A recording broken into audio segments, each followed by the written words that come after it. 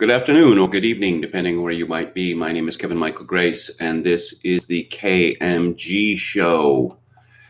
I'm going to start with Melinda Gates, who married the boss and now is a very important woman. A great story from Jeffrey Tucker at the American Institute for Economic Research. We hadn't really thought through the economic impacts, Melinda Gates. In a wide-ranging interview in the New York Times, Melinda Gates made the following remarkable statement. What did surprise us is we hadn't really thought through the economic impacts. A cynic might observe that one is disinclined to think much about matters that do not affect one personally. It's a maddening statement, to be sure, as if economics is somehow a peripheral concern to the rest of human life and public health. The larger context of the interview reveals the statement to be even more confused.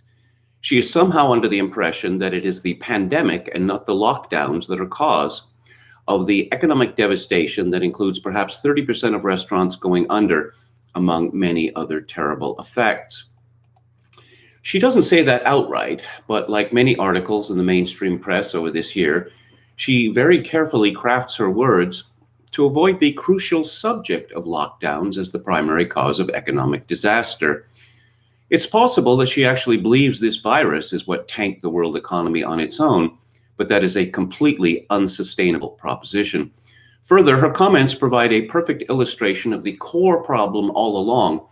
Most of the people who have been advocating lockdowns, in fact, have no actual experience in managing pandemics. To many of these, COVID-19 became their new playground to try out an unprecedented experiment in social and economic management, shutting down travel, businesses, schools, churches, and issuing stay-at-home orders that smack of totalitarian impositions. Here's what she says, quote, "You can project out and think about what a pandemic might be like or look like, but until you live through it, it's pretty hard to know what the reality will be like. So I think we predicted quite well that, depending on what the disease was, it could spread very, very, very quickly. The spread did not surprise us. What did surprise us is that we hadn't really thought through the economic impacts. What happens when you have a pandemic that's running rampant in populations all over the world? The fact that we would all be at home and working from home, if we were lucky enough to do that, that was a piece that I think we hadn't really prepared for," unquote. There are plenty of specialists who have lived through pandemics in the past and managed them by maintaining essential social and economic functioning. A major case in point is Donald A. Henderson, who, as head of the World Health Organization, is given primary credit for the eradication of smallpox. He wrote as follows in 2006, "Experience has shown that communities faced with epidemics or other adverse events respond best and with the least anxiety when the normal social functioning of the community is least disrupted. Strong political and public health leadership to provide reassurance and to ensure that needed medical health care services are provided are critical elements. If either is seen to be less than optimal, a manageable epidemic could move toward catastrophe," unquote. Melinda, together with her husband Bill, have been the major funding source for pro-lockdown efforts around the world, giving $500 million since the pandemic began, but also funding a huge range of academic departments, labs, and media venues for many years, during which time they have both sounded the alarm in every possible interview about the coming pathogen. Their favorite policy has been lockdown, as if to confuse a biological virus with a computer virus that merely needs to be blocked from hitting the hard drive. We can look at how this disease traveled around the world and see that the countries who locked down first are doing better. Many African countries saw it coming and locked it down early. Their replication rate just never got as high as many other countries, and that is a good thing. While it is true that Africa is an odd outlier, the claim that this is due entirely to early lockdowns has no support. Those who have looked at the anomaly in Africa point to the very young population, just 3% or over 65.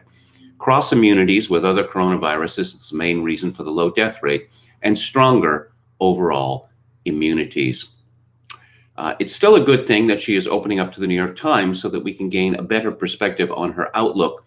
There will be a reckoning in the coming year concerning why and how all of this happened to us.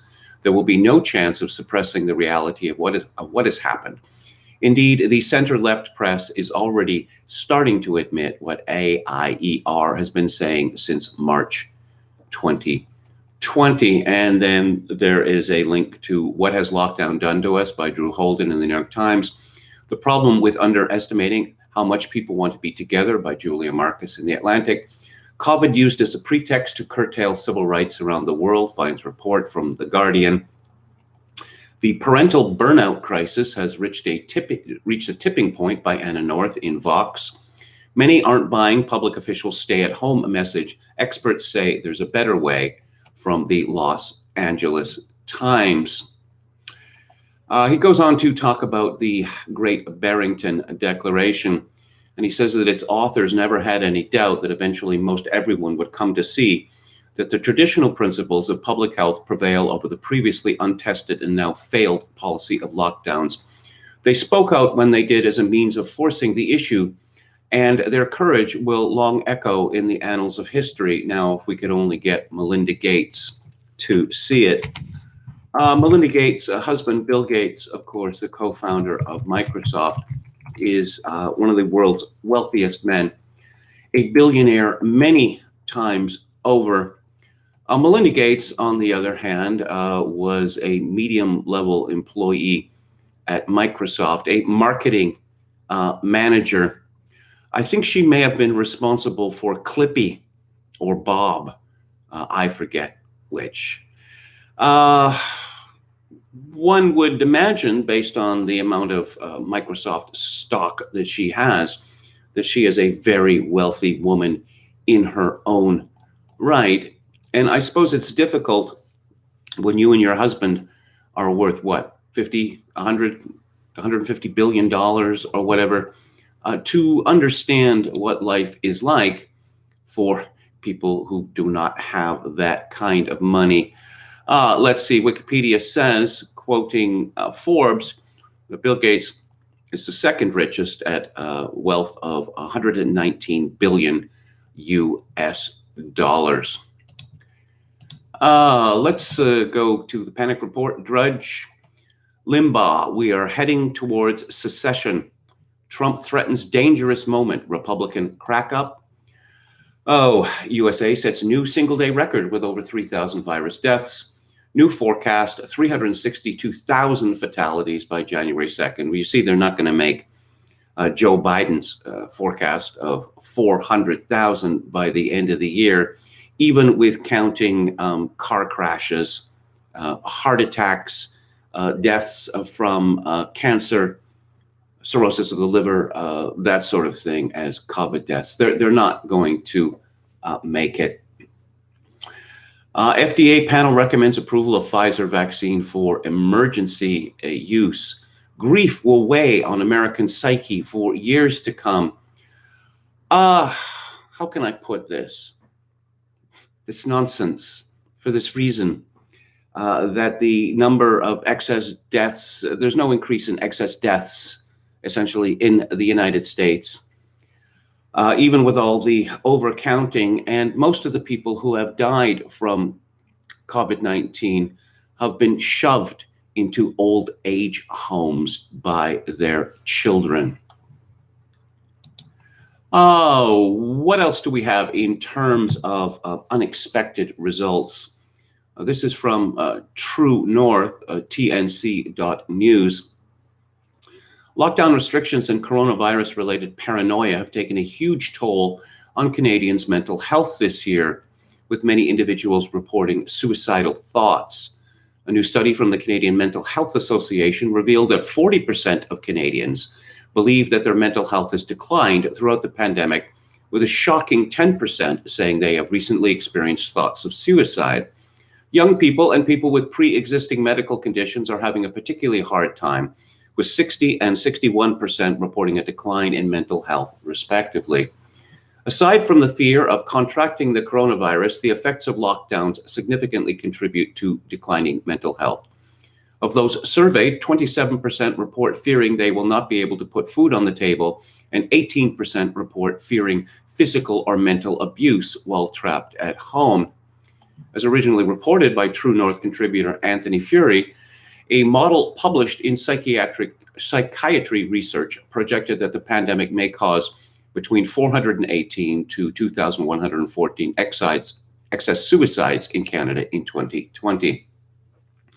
Fury said in his latest column that politicians in Canada are blind to the social trauma being caused by lockdowns and quarantine rules. He said, judging by the way Canadian politicians emote in front of the cameras, you'd think the only real damage caused by lockdowns is the closure of small businesses.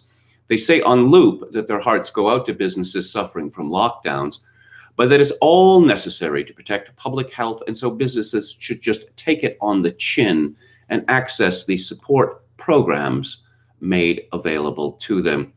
Residents of Manitoba, Quebec, and parts of Ontario are only permitted contact with those from within their own household, while social gatherings, public events, and religious services are banned. Another tragic consequence of the pandemic has been a spike in opioid use and deaths across Canada, with Ontario alone facing a 38% increase in overdose deaths. And in my province of British Columbia, there are many more opioid deaths in 2020 than COVID-19 deaths. Let's go to the chat and see what is happening there. Hello to Tom Anderson. Oh, yes, it's the 200th episode.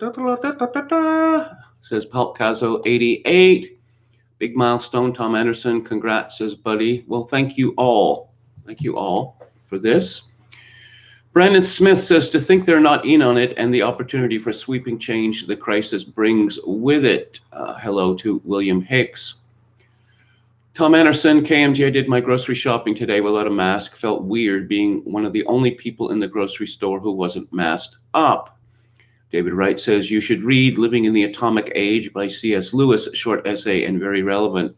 I believe I read that many years ago, but I will revisit it. Glib Medley 200, way to go, Kevin, thank you.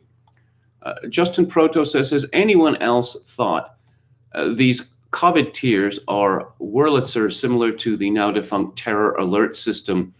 All it is a hysteria-inducing tool used to get the public scared, then seize power.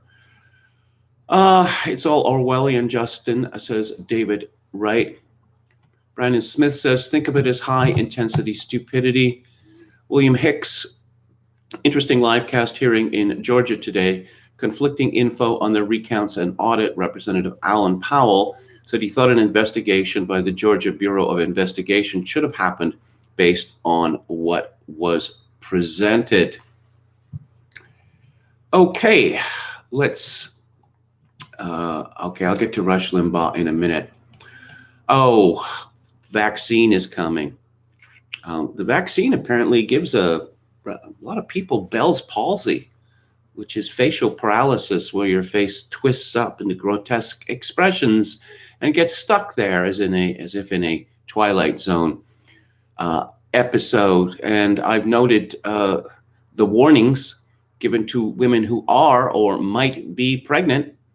That is to say, all women between the ages of roughly, 13 and 50. But the vaccine is going to save us. That's what we've heard for months. Apparently, it's not that simple. Of course, it's not that simple.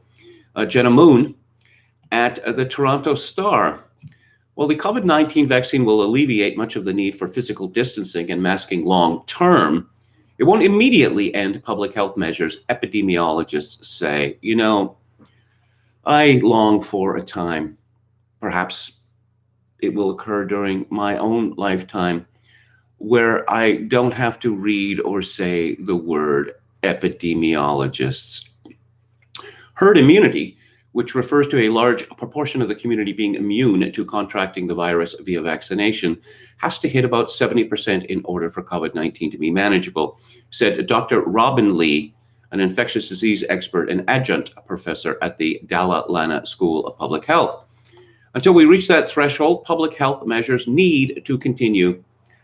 Quote, it's going to take some time, and as the vaccine becomes available, we obviously have priority groups that need to be vaccinated first. It's going to be a number of months before the whole Canadian population has received a vaccine, unquote. The vaccine protects against symptomatic COVID-19, she said, leave aside the fact that it's not really a vaccine.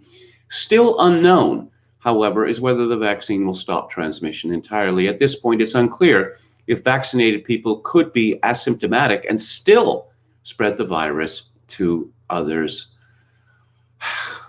This story dodges the question of why that now that we have mandatory mask mandates throughout most of Canada, why is the number of cases still increasing?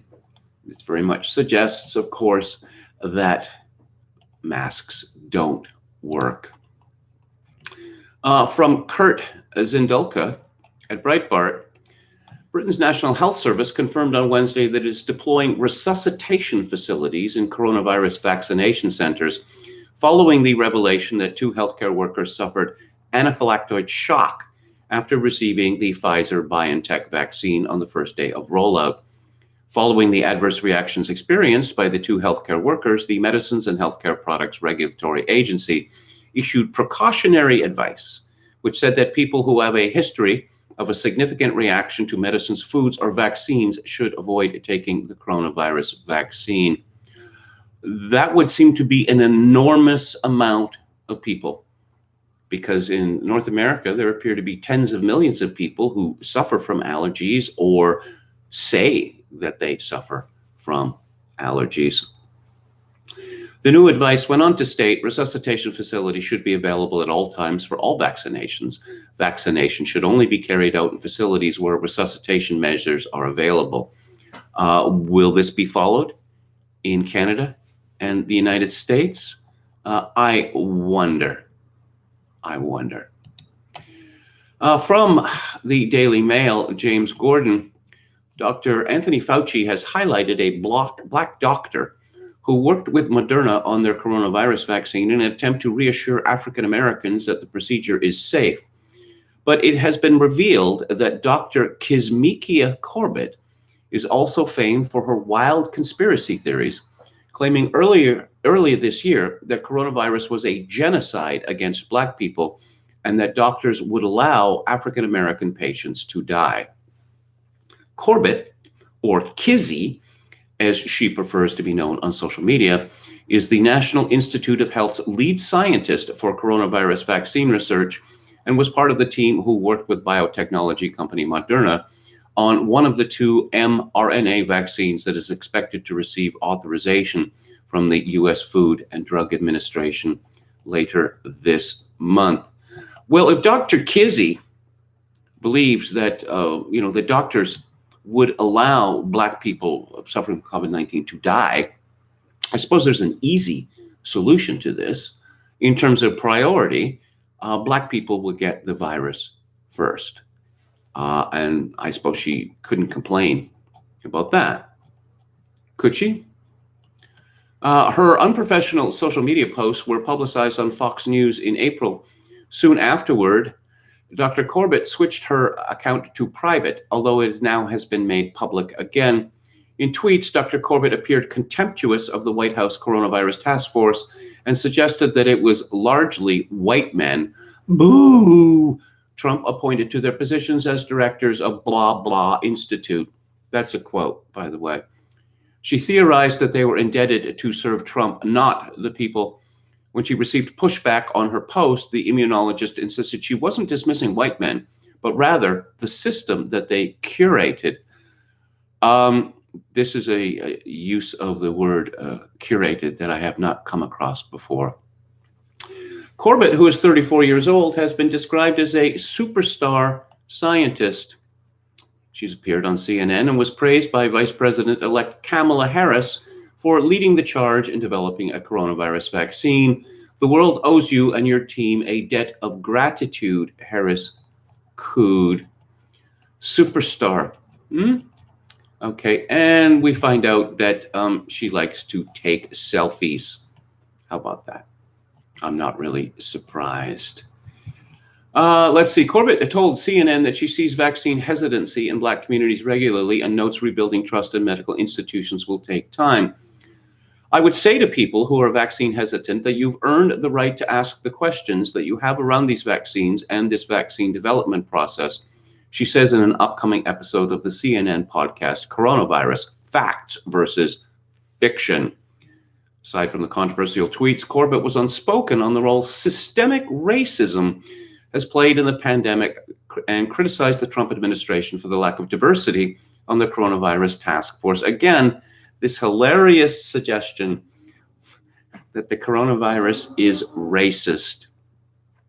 Quote, trust, especially when it's been stripped from people, has to be rebuilt in a brick by brick fashion. And so what I say to people firstly is that I empathize. And then secondly is that I'm going to do my part in laying those bricks. And I think that if everyone is on our side as physicians and scientists went about it that way, then the trust would start to be rebuilt. The surveys that I have seen show close to 50% of Black people in the United States say that they have no intention of taking this virus. Of course, I suppose this fits in with a well-known widespread Black beliefs such that AIDS was invented by the U.S. government at Fort Meade, Maryland, in order to destroy the Black community. There are many other similar, one might call conspiracy theories. From a Trent Baker at a Breitbart. Today, Dr. Michael Osterholm, a member of former Vice President Joe Biden's coronavirus task force, urged Americans to cancel their Christmas parties with members outside of their immediate family. CNN New Day host Alison Camerata asked Osterholm what his recommendation for Christmas amid the ongoing coronavirus pandemic would be if he were head of the Centers for Disease Control. He responded, so can you just give us that tough medicine? Your recommendation if you were the head of the CDC would be what for Christmas? Camerata asked. Osterholm called for no gatherings outside of immediate family, adding not even children coming home for Christmas if they have not quarantined. He stressed that there is not a safe Christmas party in the United States right now. At this point, no gatherings outside your immediate family that are, in a sense, potted together. And what I mean by that is that the people who you have been with who haven't had outside exposures, who would that be? Who would that be? We have husband and wife, and maybe they have 2 children, and they have not left their home for months. Is that what we are supposed to believe? So if your son and daughter are coming home from college, they are not part of your pod. We're all pod people now. Isn't that refreshing? Either they quarantine for 10 to 14 days, or they are not a part of what happens at the holidays. Don't get together with neighbors. No Christmas parties. Yeah. And they say there isn't a war on Christmas. More on that in a minute. From Ariel Zilber at the Daily Mail, Hollywood executives defended the continued operation of film crews during the COVID-19 pandemic, while other Los Angeles area businesses like bars and restaurants need to shut down.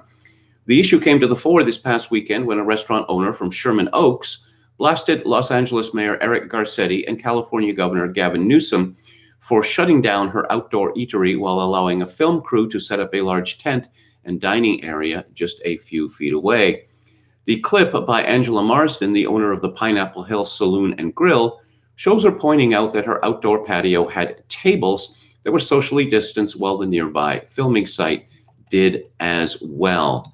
Well, as I was saying yesterday, Hollywood is an essential business. It is the most essential of all businesses. I mean, things are tough now. But imagine if there's not going to be any more spandex movies for what, a year, 2, 3? I mean, I don't know that we could survive that. But Hollywood has struck back. Hollywood executives said that the movie industry cannot be compared to restaurants and bars because the risk of virus transmission on a film set is much lower than those of eateries and pubs. We are not a bar where everybody sits around with their masks off, Momita Sengupta, Netflix's vice president of physical production, told The Hollywood Reporter. She noted that film and television sets require staffers and crew to follow strict health protocols that were agreed upon by the studios, the unions representing the actors, and behind-the-scenes people and epidemiologists. Oh, so we're not going to have any crowd scenes? We're not going to have any extras in movies anymore? Okay. Aside from mandatory mask wearing and physical distancing, other mitigation measures have been put in place. Film sets are closed off to visitors. Shooting days are limited to 10 hours per day so as to allow time for extra precautions to be put in place. And the people working there must be tested at least 3 times a week. Are they going to be imprisoned on their film sets? Because if they're not, they're going to be exposed to other people. Someone called Alex Mullinix tweeted, "Yay for more filming during a pandemic. Make as much money as you can while people are dying." And from Penny Starr at Breitbart, the pushback against Democrat Governor Gavin Newsom's strict coronavirus lockdown is growing, including in rural communities where businesses and their customers are openly defying the orders. This includes Steve's Sportsman's Cafe in Mariposa County, located in the foothills of the Sierra Nevadas. Owner Steve Knopf is still serving up chicken fried steak and beef ribs to hungry crowds and said he is no longer listening to state and other officials. "I think they're trying to instill fear for something that's not there," he said. "My customers don't want me to shut down, and I'm not going to," said Robbie Nelson, owner of the Airport Inn Bar and Grill, where people gathered for comfort food. The San Francisco Chronicle reported Knopf's sentiment has been a common one, particularly in the rural reaches that make up much of the 12-county San Joaquin Valley region that the state told Monday to halt all but essential services because of the pandemic. The order, following months of shifting and often unpopular restrictions, appears to be only fanning frustration, if not outright defiance. Public health officials say the backlash, which is also growing in parts of Southern California and the Bay Area, will make it harder to stop the spread of the coronavirus as the number of statewide cases soars to new peaks. Until recently, Nelson and her husband, who started their business 12 years ago, had been playing by the state's rules. They limited dining to the outdoors and took the temperatures of their patrons before seating them. However, after months of regulation, which had Mariposa County progressing toward less onerous restrictions, but then backtracking, the back and forth stopped making sense to Nelson. With this week's directive, she said she could no longer neglect her plummeting finances.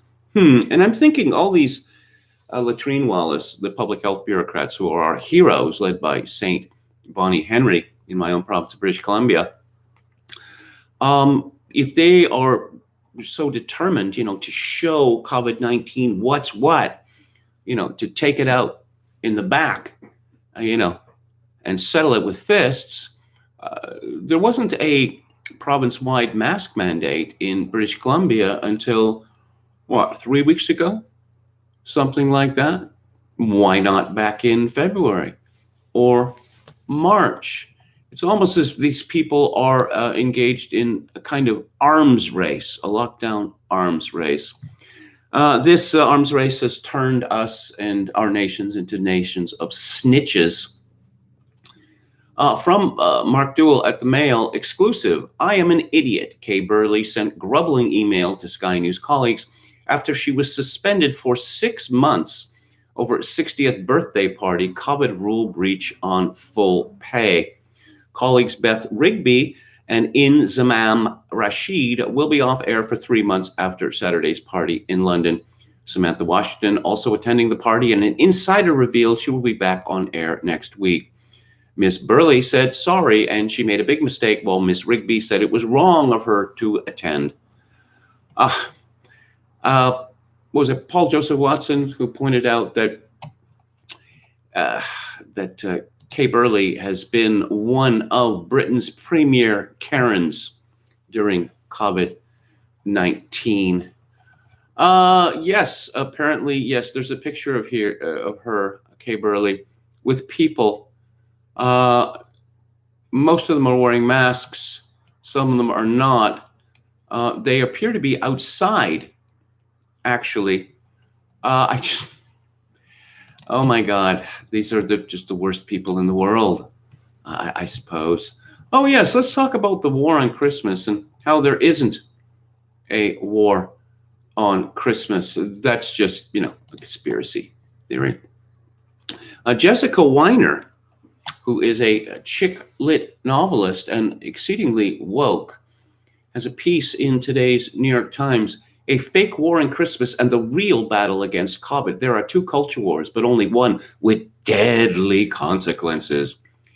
It's the Christmas season when the air is usually filled with the sound of carols, the jingling of cash registers, and the cries of the religious right and its political bedmates complaining that a cashier who says happy holidays or an insufficiently Christmas-specific Starbucks cup constitutes an attack on their beliefs. In other words, it's getting to be war on Christmas time. There is, of course, no actual war against Christmas, although over the years it's been an extremely useful fiction. Fox News personalities, boo, and conservative politicians tell believers that they're a persecuted minority and that they need to give their votes, their support, and their money to those who would defend them. This year, that fake war with nary a single true victim is running straight into another culture war, one with fatal potential. Some of the very people who see anti-Christian bigotry in the words happy holidays have now located the same dark intent in COVID-19 related restrictions. Representative Jim Jordan, an Ohio Republican, warned they tried to cancel Thanksgiving, didn't work, they're coming for Christmas next.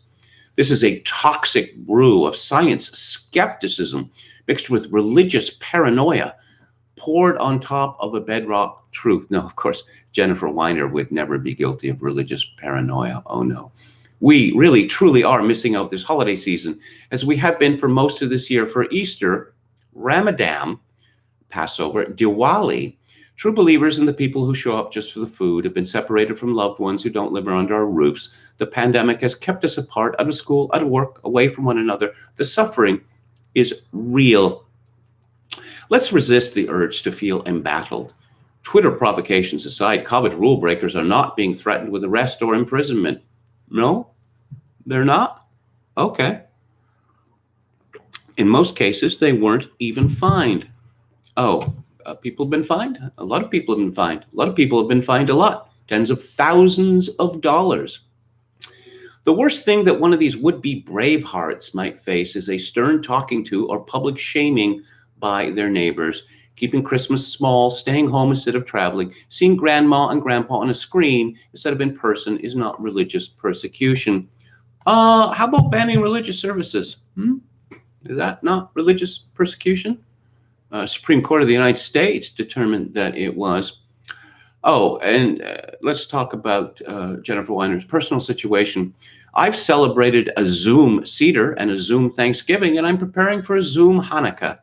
I've set the table for 4 and instead of 6 or 8 or 10, and hosted a Passover Seder with my siblings and my mom on my laptop screen on the counter instead of at a table with us. I have a new niece I've met only on screen, and of all the things that aren't the same, seeing a new baby as opposed to holding one is at the very top of the list. These are the real losses. These are days and weeks and months that none of us will get back. But let's talk to a Christian clergyman. No, actually not a clergyman.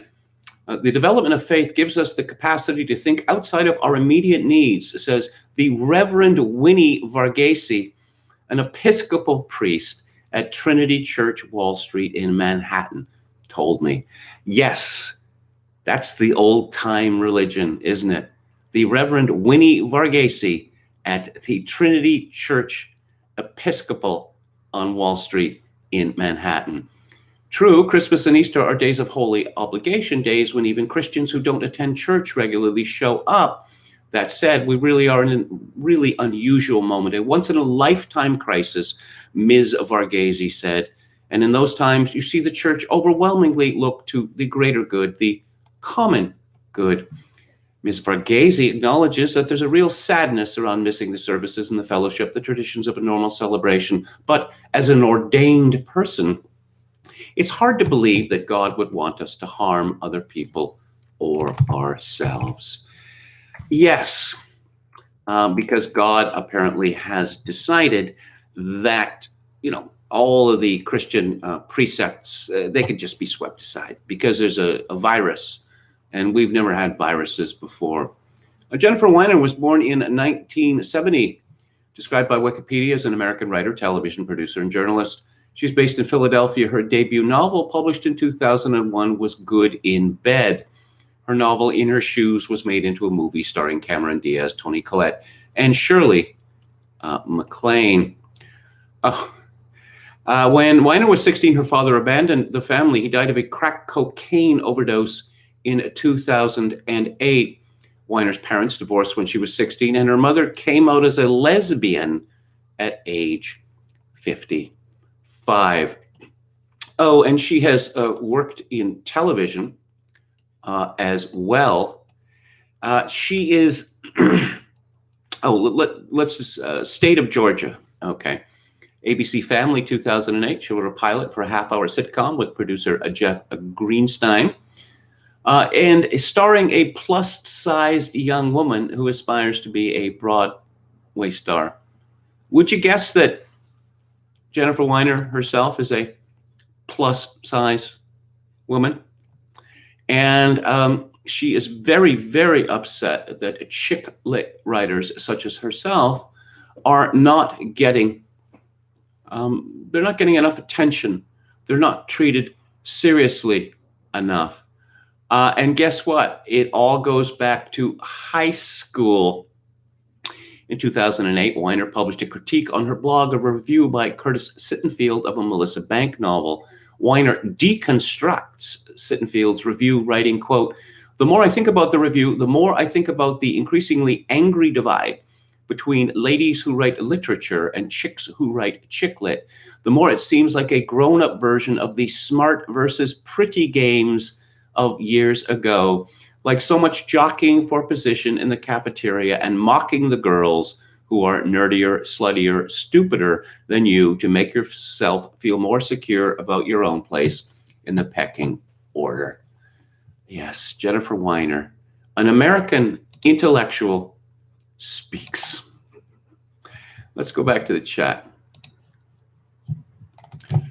Quachalango says, what will be the largest or Protestant services this year? I don't quite understand. It seems that only the evangelicals are fighting this. The Catholics and the mainline Protestants seem to have entirely surrendered to the state. Justin Proto says, it's funny no politician has offered a tax jubilee this year or next year. Quachalango says, not paying taxes will be the next stage of revolt.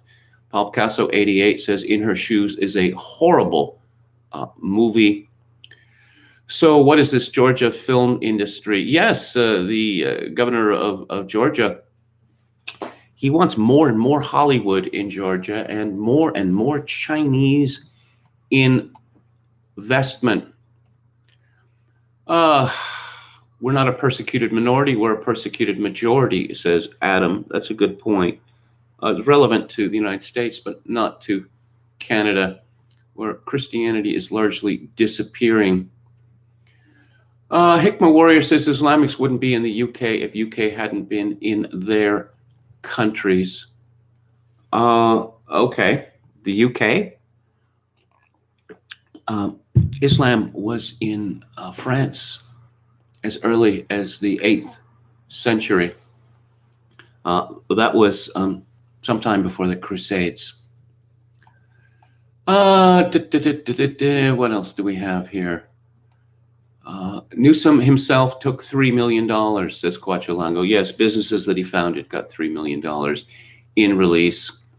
Adam says, stay in your pod and eat the bugs and like it. Tom Anderson, live in the pod, get the Fauci vax, consume product. Yako Raipala, our Finnish friend, says, and so now we're getting an untested affirmative action vaccine. Wonderful. If they actually make vaccination mandatory, I think I'll take my chances with the Russian one. Brandon Smith says, find me an institution that doesn't destroy what it purports to protect. How ironic, says Justin Proto, a vaccine for a respiratory virus causes people to suffocate. You can't write this. Metal Mike says apparently there is a preponderance of false negative and false positive COVID test results in Ontario. Not just Ontario. Tom Anderson says, KMG, all the evidence suggests that masks are useless outside of clinical settings, so why is the leadership class ordering people to wear them? Because they have to be seen to be doing something, and to a large extent because of the monstrous regimen of women. Alex Berenson wrote, a couple of months ago about a court case or an arbitration in Ontario where there was, flu epidemic. What was it, in 2015 or 2016?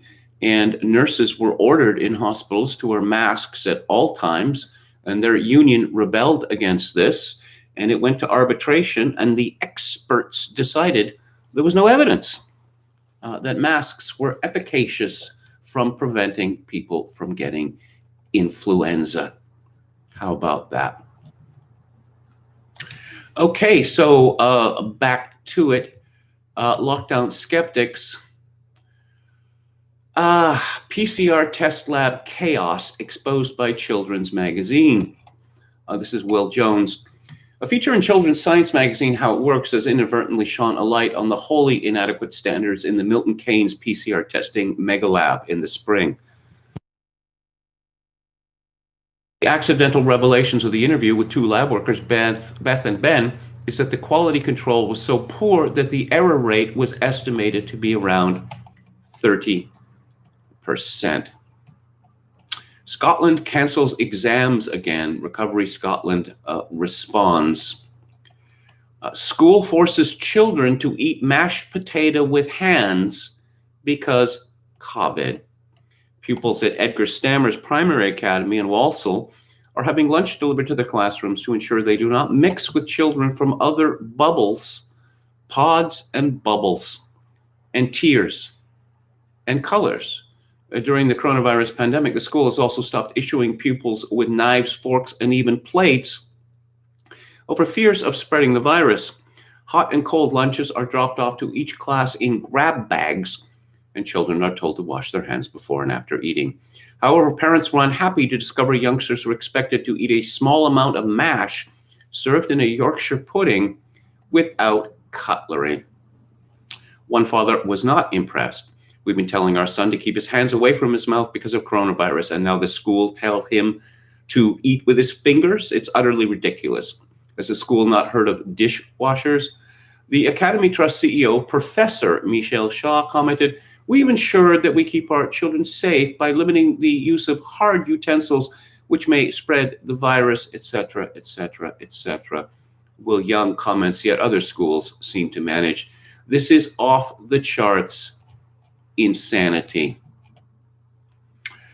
Yes, and apparently in Britain, pharmacists are being squeezed out of the vaccination program because of the preposterous rules.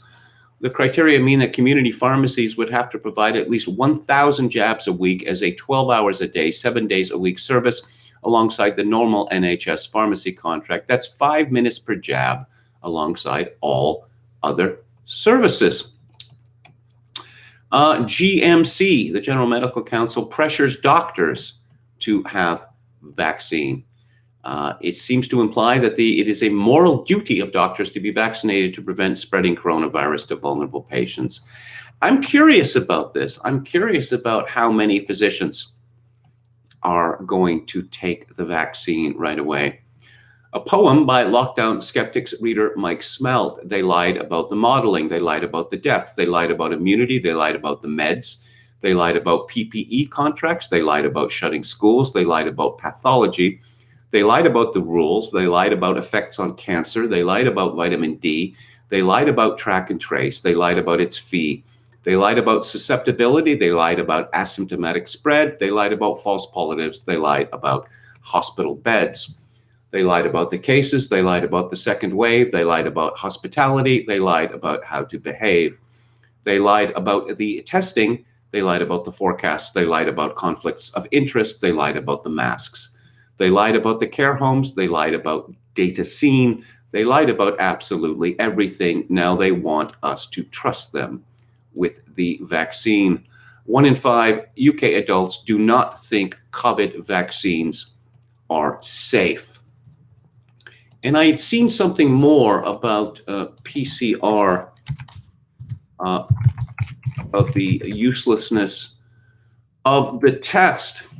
Okay, William Lockhart tweeted, according to Cambridge University, 100% of their positive COVID tests from November 30th to December 6th were shown to be false positives. The same thing is happening around the world. PCR tests give over 90% false positives. And the scientist who invented the PCR test, Kerry Mullins, for his death, was lashing out at Dr. Anthony Fauci, saying he doesn't know anything. How many tests? Nearly 2,000 PCR tests at Cambridge University using gold standard tech finds that only 10 read positive, that they were all false positives. This is the test that the government has been using to scare the public. There are benefits to politicians of fear, considerable benefits. Alex Berenson tweets, today's reminder that in Italy, the big developed country worst hit by the row, the odds of a healthy person under 40 dying from COVID this year are 0.00006%. Yes, less than 1 in 1 million. True story, bro. Pro tip, if the number of deaths based on a virus can rise or fall significantly based on the technical testing specifications needed to tell if someone with dementia or in kidney failure actually has the virus, maybe the virus isn't the worst plague since yada, yada, yada. And let's welcome back to the news, Hunter Biden. Hunter Biden is, of course, office of the president-elect, Joe Biden's crackhead, incestuous, grifter son. And I'm going to have to be careful from now on YouTube, exceedingly careful, talking about American politics. And I'll ask you to bear with me. I'll get to the specifics in just a moment. From Daniel Bates at the Daily Mail, Hunter Biden raked in $6 million over 9 months from his Chinese business dealings, according to a timeline of his affairs, which goes into unprecedented details. Joe Biden's son was involved with a series of transactions which were flagged for potential financial criminal activity, a Senate report has revealed. The payments began days after Hunter sent his infamous email to one associate in 2017, talking about money for the big guy and deals for me and my family. The money included a $5 million payment from a Chinese energy company with ties to the Communist Party. He also made $1 million for work with an associate who was later jailed for bribery. The report concludes that Hunter's business associates were linked to the communist government and the People's Liberation Army. The Senate report focuses on Hunter's work for Chinese company CEFC China Energy to invest in U.S. energy projects. Founder and former chairman Yi Jinming gave Hunter a 2.8 carat diamond after a business meeting in Miami, CNN has reported. And I don't know, this is really rather shocking, isn't it?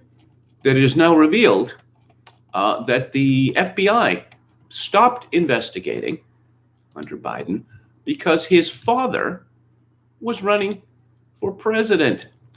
Yeah. More from the Biden crime family. Again, from the Mail.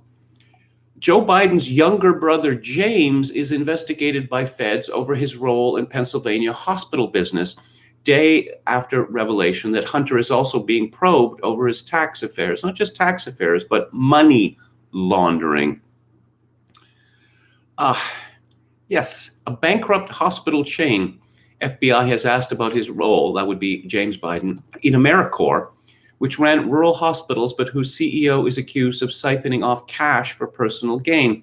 Yes, it brings up a very interesting question. How on earth do you lose money running a hospital? The revelation came after Hunter Biden put out a statement Wednesday saying his taxes are being investigated by the U.S. Attorney's Office in Delaware. Probe is into his lucrative Chinese business dealings and was prompted by Treasury's suspicious activity reports, which flag possible money laundering. The Hunter probe was put on hold before election under principle called rule of forbearance, not to actively investigate candidates or those close to them. Republican Senator Tom Cotton called revelation of investigation family corruption and demands a special counsel investigation. See what the lighting situation is. It's not too bad. Not too bad. And yes, of course, and the old man had this to say. The Biden-Harris transition had this to say. President-elect Biden is deeply proud of his son, who has fought through difficult challenges, including the vicious personal attacks of recent months, only to emerge stronger. It's an inspirational, aspirational story for all Americans. Wouldn't you say? It's a Christmas miracle. John Nolte at Breitbart. The fake news media's decision to finally cover the Hunter Biden laptop scandal, now that all 50 states have certified the election results, is just another troll. You do know that, don't you? It's just the corporate media trolling us once again, trying to get a rise out of us once again, because that's all they have left. The media don't do journalism anymore. The media don't report anyone. No one trusts them anymore, so they troll. Nevertheless, it is worth pointing out how, after the now verified October bombshell hit about Hunter Biden's laptop, the deep state and the corporate media teamed up once again to mislead the country. And as though both parties were feeling nostalgic for the old days of the Russia collusion hoax, they went right back to the Russia well. Here's how it went down. The news of Hunter Biden's laptop broke wide open just before the 2020 election.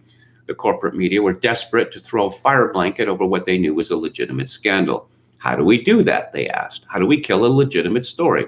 Oh, I know. Let's get our deep state pals to tell us the lies we want to hear, just like they did for the 4 years of the Russia collusion hoax. Only this time, they will tell us that the Hunter Biden laptop is a fake created by Russia, and that will allow us to not report what we know is the truth. That is exactly what the media and deep state did. 50 deep staters warned that the Hunter laptop story sounded like Russia disinformation. They had no evidence at all, none at all, because there was no evidence. They said it because the corporate media in Silicon Valley needed them to say it to justify ignoring a legitimate and consequential story. The letter, released Monday, states, "We want to emphasize that we do not know if the emails provided to the New York Post by President Trump's personal attorney, Rudy Giuliani, are genuine or not, and that we do not have evidence of Russian involvement. Just our experience makes us deeply suspicious that the Russian government played a significant role in this case. If we are right, this is Russia trying to influence how Americans vote in this election. We believe strongly that Americans need to be aware of this," the signers added. If you lean in and take a whiff, you can smell how that was pulled. I won't repeat that. And done so that the following fake media outlets could deliberately lie to the public. And here is the list of the guilty, presumably a partial list. Ken Delaney of NBC News, Thomas Rid of the Washington Post, Shane Harris, Ellen Nakashima, Greg Millerand, and Joss Dawsey of the Washington Post. Natasha Bertrand of Politico, Julian Barnes, Eric Schmidt, and Maggie Haberman of the New York Times. MSNBC. Oh, Trump from the New York Times. Trump said to be warned that Giuliani was conveying Russian disinformation. Maggie Haberman tweeted, confirming the WAPO reporting that Trump was given a warning about Giuliani and Russian misinformation late last year. Around that time, other Trump aides tried keeping Giuliani from the president because impeachment he had helped spark was underway. Yes, the welfare queens at PBS and NPR were lying to Americans, as were Paula Reed, Catherine Herridge, and Pat Milton of CBS News and at CNN. And again, Rolling Stone, Business Insider, Newsweek, USA Today, Mother Jones, and Vox. Nolte concludes, They all lied. They all deliberately lied. They all deliberately lied to you. The only disinformation being spread was by the people and outlets listed above. They all knew the laptop was real, and they are only reporting that fact today to troll us once again. Okay, YouTube has laid down the law that that Joe Biden won the presidential election, and that any stories suggesting the contrary are conspiracy theories and will not be permitted.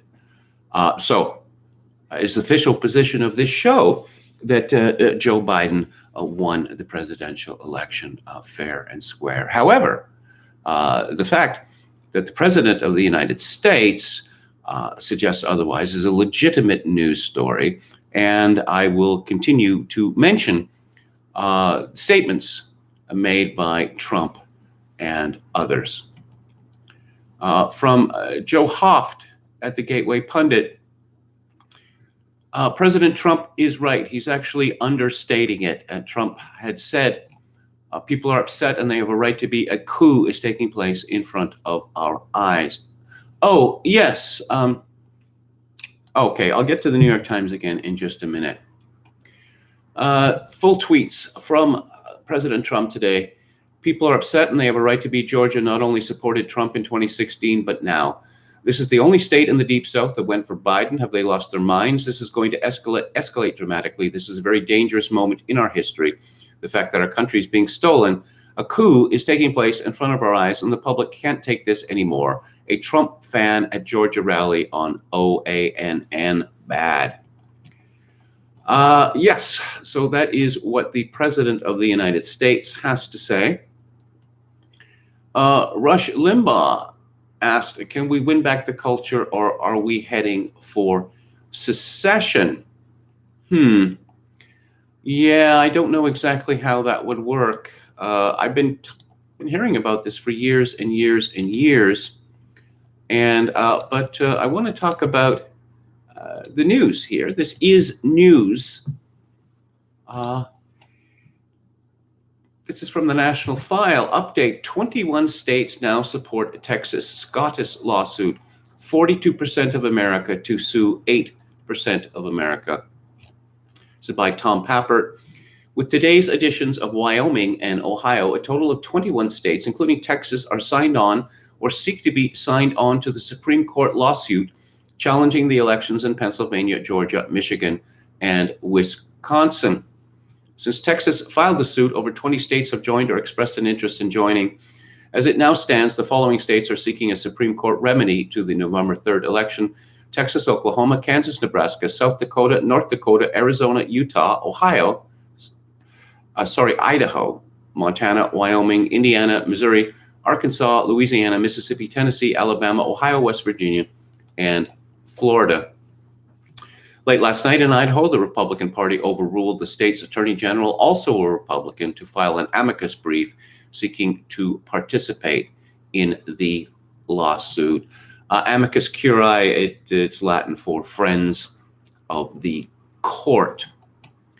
So I was curious, what would the newspaper of record have to say about these extraordinary events? Because they truly are extraordinary events. Farhad Manjoo is writing about the hidden fourth wave of the pandemic. Oh, okay, we're up to 4 now, are we? And it's hidden? Okay, I'm looking for, I'm at the page, the New York Times splash page, and where's the mention of what's going on in the courts? Over 20 states asking for the results from 4 states to be tossed out.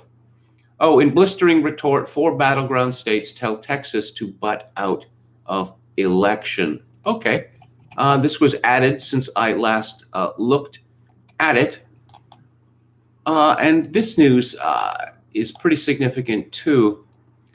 And so this is from ABC News. In a surprising move, the Pentagon has told the Central Intelligence Agency that it plans to end the majority of the military support it provides to the agency's counterterrorism missions by January the 5th, according to a former senior administration intelligence official. It is unclear how the decision would impact the spy agency's worldwide counterterrorism missions that often rely on the U.S. military for logistical support and personnel. Acting Defense Secretary Christopher Miller sent a letter to CIA Director Gina Haspel outlining the decision, according to the former official, who characterized the action as both surprising and unprecedented. Yeah, well, I guess the CIA doesn't get to have its own army anymore. It could be because the CIA has been notorious from its inception for being a bunch of bunglers who spend an enormous amount of money and have a very bad habit of getting their friends in foreign countries bumped off. Usually they're tortured and then they're bumped off. Again, I recommend Tim Weiner's book on the CIA, Legacy of Ashes, very strongly. I reviewed it on this show some months ago. This is from National File. Andrew White. Trump campaign attorney Rudy Giuliani name-dropped Ruby Freeman and her daughter Shay Moss in a virtual hearing with Georgia lawmakers. Freeman and Moss were caught counting ballots after observers were told to leave in a viral video. Of course, this could not have happened because it has been determined that the election was fair and square. I'm just passing on information here. Lucas Nolan at Breitbart, while promising to crack down on election misinformation on its platform and labeling a large number of President Donald Trump's posts, Twitter allowed misinformation about Senator Kelly Loeffler to spread virally across its platform freely. And here's a tweet: 80,000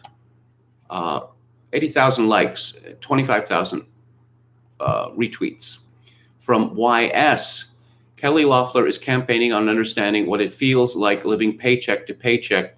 This is one of her 5 homes, and it's, shall I say, palatial. And there is a pool with a fountain in it, in front of it, which is the biggest of such things I have ever seen.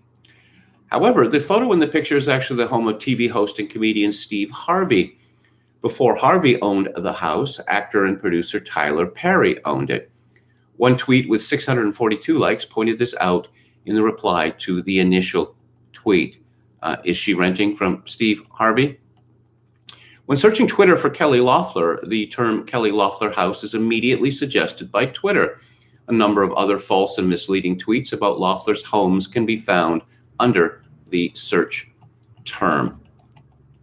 Yeah. What does Vox Day have to say? Pennsylvania responds, in case you ever wanted to know what the legal speak for "ree." Now you know. This is the introduction to the Pennsylvania Supreme Court filing. It's not exactly impressive. Texas seeks to invalidate elections in 4 states for yielding results with which it disagrees. Its request for this court to exercise its original jurisdiction and then anoint Texas's preferred candidate for president is legally indefensible and is an affront to principles of constitutional democracy. What Texas is doing in this proceeding is to ask this court to reconsider a mass of baseless claims about problems with the election that have already been considered and rejected by this court and other courts.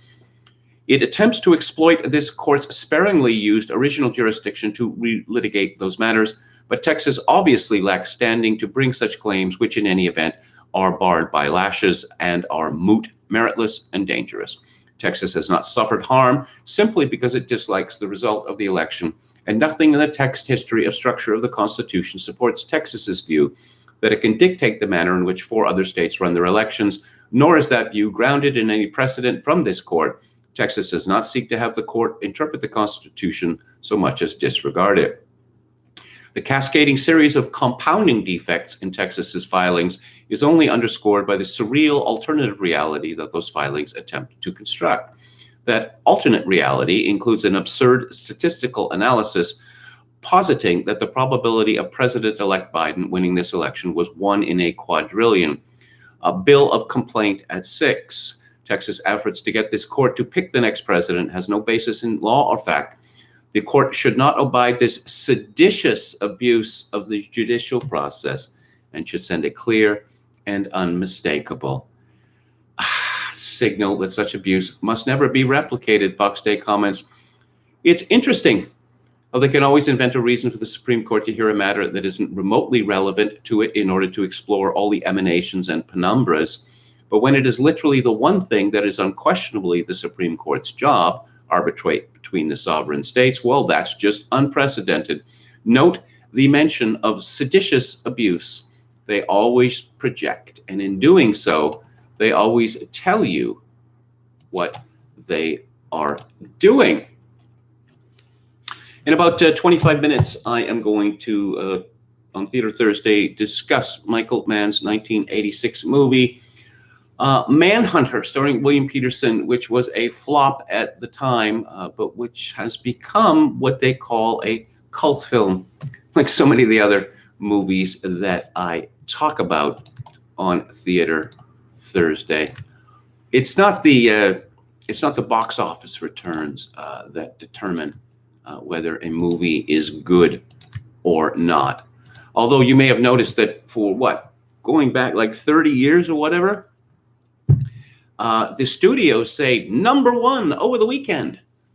Oh, so #1 over the weekend. So I have to see it then. I mean, it's almost, it's almost a necessity. It's almost legally mandated. There was a famous routine about that on Mr. Show. Coupon, the movie. And a court ruled that every American must see this movie. And I'm going to wrap up the political part of the show, or at least the part dealing with President-elect Joe Biden. From Breitbart, Supreme Court flooded with filings in Texas challenge to voting procedures. Vice President Mike Pence, our agenda is American greatness. John Ossoff and Raphael Warnock's is American decline.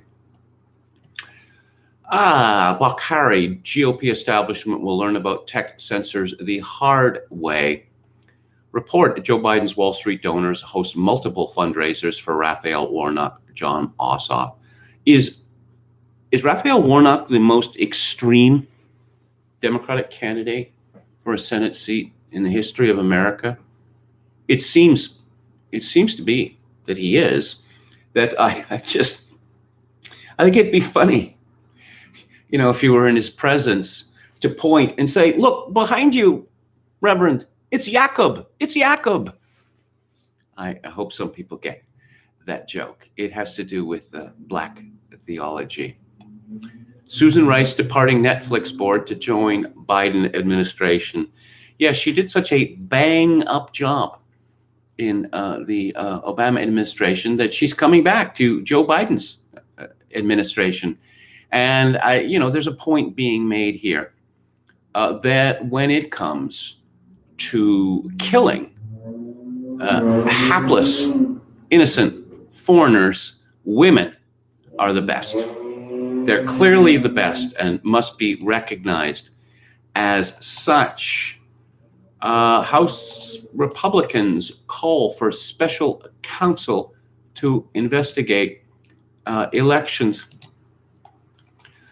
More than 24 House Republicans, this is from Citizen Free Press, sent a letter to President Trump Wednesday requesting that the president direct Attorney General William Barr to appoint a special counsel to probe irregularities in last month's general election, which, as you know, was won fair and square by President-elect Joe Biden. Oh, I see there's a viral video. Eric Swalwell, the spy who shagged me.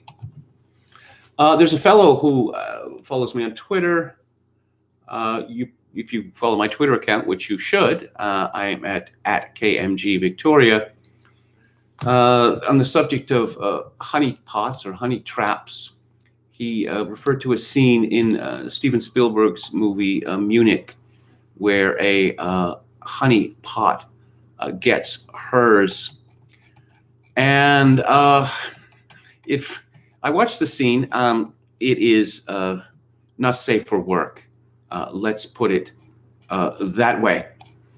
But the woman who is the honey trap in this film is quite something, I must say. And I responded to him that I can understand how men would do something stupid and or terrible on behalf of this woman. She's a French-Canadian actress, Marie-Josée Croze. I could understand a man doing stupid and or terrible things for a woman as gorgeous as Marie-Josée Croze.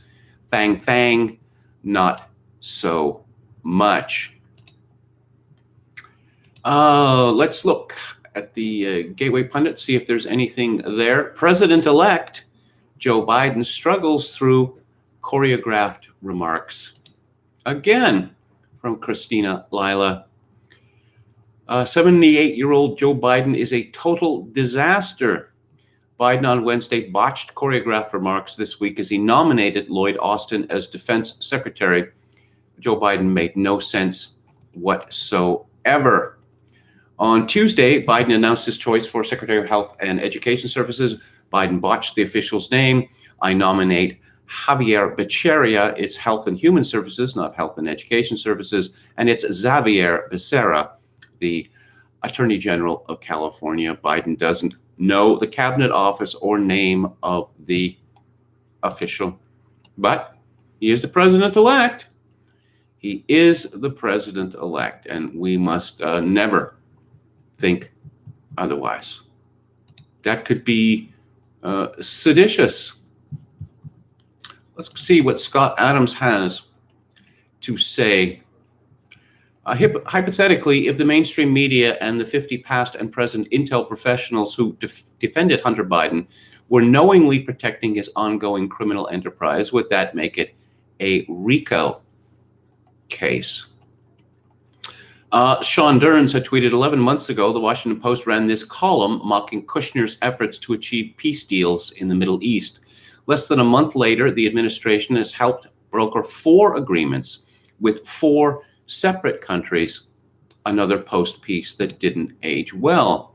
Oh, it's by Alexander Petrie, and it says, I have just read 25 books and am here to perform your open heart surgery. Pretty funny, huh? Diplomacy is not expertise in the way that surgery is. I would expect even a Washington Post columnist to understand that, but apparently not. Steve Cortes tweeted, pre-election big tech, corporate media, and the intelligence alums colluded to suppress the China-Biden scandal. Now, post-election, they can't escape the reality. More importantly, they don't care any longer to protect their candidate since he allegedly already won. Not allegedly, not allegedly. Just remember that. And we'll check in with J5 Killer. As I said, keep in mind, this is not my opinion, this is his.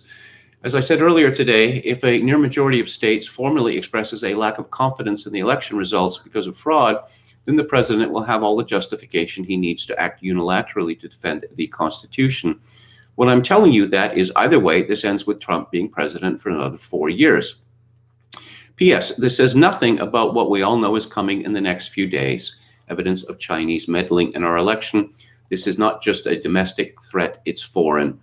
PPS, this is not a coup nor a usurpation of power. If Trump moves, it will be completely justified by the Constitution and the powers delegated to the executive, a co-equal branch of the government. If the judiciary and the legislature decline to act, the executive must. Sorry, secessionist bros, I'm not giving up 1 inch of this big, beautiful country. If you want it, come and take it from my cold, dead hands. I might be in the future state of Jefferson, but I'm a California ultra-revanchist. And again, this is J5 Killer's thoughts. Okay. Oh, Nancy Pelosi defends Swalwell's Chinese spy scandal, deflects saying Yes, the real danger is QAnon. Okay. A very controversial story about Senator Dianne Feinstein, who is 87 years old. And in the New Yorker by, was it Jane Meyer? Yeah, Jane Meyer. And the gist of the story is that Feinstein is gaga and has been gaga for some time. And that Chuck Schumer has tried to persuade her to leave the Senate with dignity, but she is not having any of it, not least because as soon as she is told things, she forgets them. Now, others have pointed out that Jane Meyer has gotten into trouble in the past through the use of unattributed sources, and this story is entirely unattributed sources. So it is, well, it's gossip is what it is. It could be true. You know, I'm not saying that it isn't. Oh, and finally, the pinup who Trump pins his hopes on, raunchy modeling pictures emerge of Mediterranean Melissa Carone as she prepares to turn star witness in Hail Mary Scottish bid to overturn Biden win. Melissa Carone described modeling as her passion on her Explore Talent page. The 33-year-old posted a dozen photos of herself in bikinis and bodycon dresses with teased curled hair. 2 snaps show her ringside at Little Caesars Arena in Detroit in January 2012. Daily Mail revealed this week that Carone stripped at a club called the Bada Bing in 2020. The Sopranos-inspired club was shuttered after 4 men were charged with torturing a man in the basement. Carone became a viral sensation during a hearing with Rudy Giuliani last week.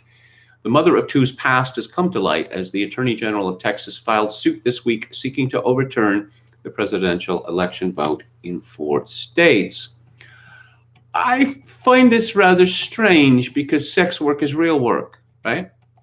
The very people who are laughing at Melissa Carone and saying that, oh, we obviously can't believe this woman because of her past, are the very same people who remind us tediously and constantly that sex work is real work. Well, Melissa Carone got out of sex work, and she worked at some drudge job in order to put her through schooling to work in IT. So she did better for herself. And that's kind of inspiring, truly, I think. Am I still here? Yes, apparently I'm still here. Metal Mike says, apparently there is a preponderance of false negative and false positive COVID test results in Ontario. Yeah, again, everything about this is just wrong. I mean, you couldn't make it up. As they say, you couldn't make it up. Oh, we're talking about dreams now. YT says, dreams are a glimpse into our internal universes called psyches. KMG is dead wrong on that. He wants to be a rational man devoid of taste for the transcendent. I do have a taste for the transcendent. And I'm especially attuned to the numinous, as it is called.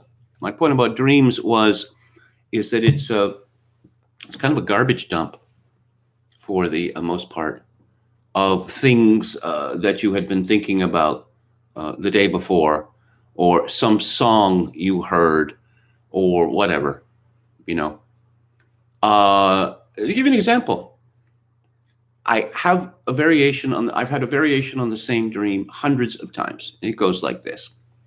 I am at Broadway and Granville Street at the intersection in Vancouver.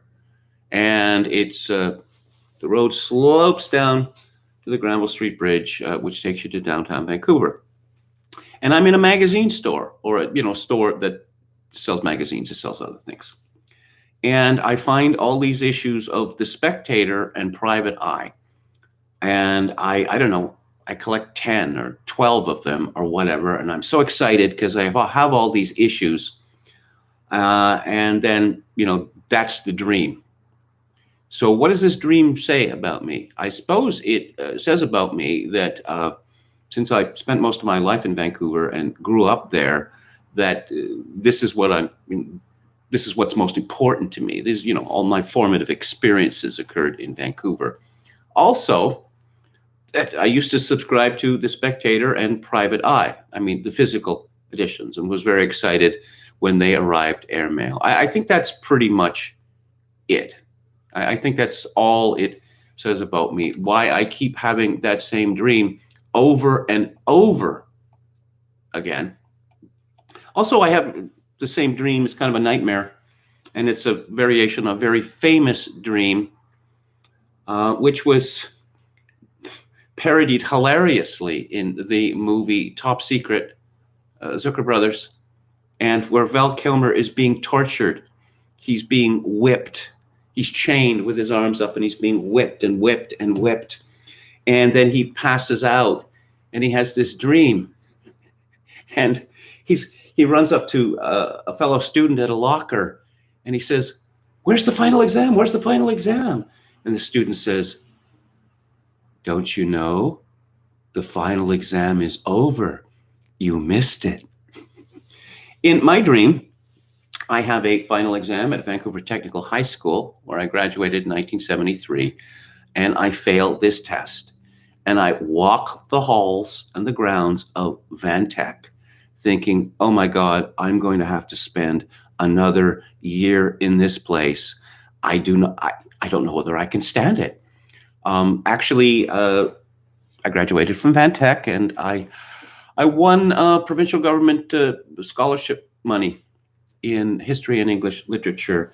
But I'm told that this is very, very common, that people who did well in school, they have these dreams where they don't do well in school.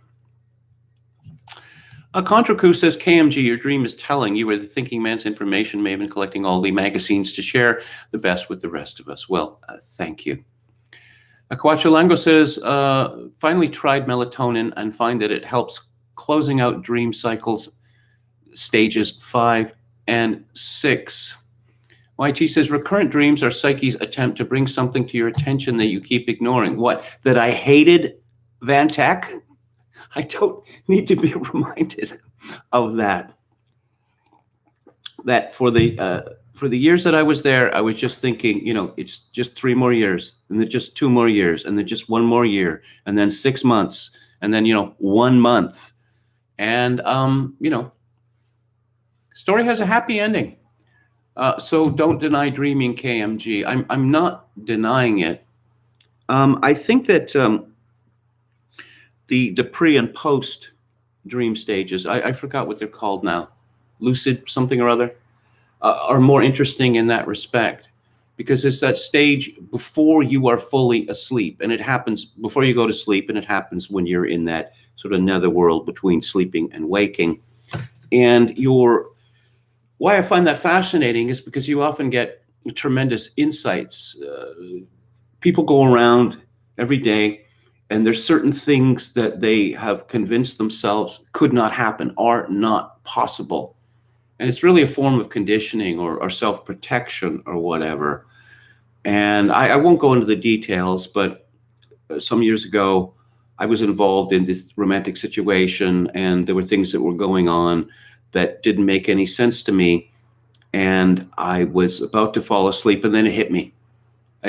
There was a possibility that I hadn't considered, because I thought, no, that couldn't happen. That would be wicked, So those are some of my thoughts on dream. YT says, I need to hear your associations on The Spectator and Private Eye, as well as other details. There is a lot to this dream if it keeps coming up. Okay, if you say so. David Wright says, return into high school is my most common dream, always behind not enough credits to graduate, and I feel embarrassment going back with gray hair. That's pretty funny. Someone who's very interested in dreams, and I think to his detriment, is Jordan Peterson. Peter Hitchens has a controversial piece. Oh, what, 2018? This is old? He was tweeting about it today. How strange. Yeah, okay. the date is wrong. I'm sorry. Okay. He begins, now that I seem to have become a prophet of doom, I wonder whether I should have been a guru instead. Doom doesn't sell. Bookshops hide my books in back rooms. My recorded harangues and TV appearances reach a few thousand dedicated YouTube enthusiasts. But Dr. Jordan B. Peterson, supposedly as reactionary as I am, speaks to millions. His new book, 12 Rules for Life, An Antidote to Chaos, adorns the front table of every Waterston's. Annoyingly, friends of mine recommend his lectures to me. People on Twitter tell me incessantly that I must explore his work. They become positively rude if I express reluctance. How has he done this? Is he a cult? Should I too be a cult? Is it the way to reach minds otherwise closed to conservative thought? I sometimes receive rather moving letters from readers who assure me that I've changed their lives for the better, which I must confess I never set out to do. Should I then write a self-help manual of my own with the working title, Pull Yourself Together, and bracing chapters such as A Brisk Walk, the cure for almost everything you think you've got? And they put your face on the front of your head for a good reason. This is directed at the users of smartphones. Perhaps not. I suspect it would not be soppy enough. I suspect this especially after spending several days glowering at the pages of Dr. Peterson's new volume. Despite Peterson's courage, I cannot love his book. Most of it is written in a conversational style intended to be friendly and accessible. But for anyone educated before the Cultural Revolution, used to the orderly architecture of argument, it slides about on the page like mental porridge. It was not just that my eyes repeatedly glazed over as I perused it on my homebound train, but my brain and my entire body. Various things seem to keep coming around again, especially his view of the stories of Sleeping Beauty and Hansel and Gretel, and his explanation of the Garden of Eden. He recapitulates a lot. Perhaps this book is like this because it is based on his lectures. I was also urged to watch these, but when I did, my eyes and mind strayed. The great Colin Welch once said that while trying to read Harold Wilson's memoirs, he found his attention irresistibly drawn to the small print on discarded bus tickets or beer bottle labels. It is not quite that bad. But whatever it is that has made Dr. Peterson a hero to so many, I do not think that it is his prose style. Here is an example of the higher Peterson quote: "Meaning is when everything there is comes together in an ecstatic dance of single purpose, the glorification of reality, so that no matter how good it has suddenly become, it can get better and better and better, more and more deeply forever into the future." Unquote.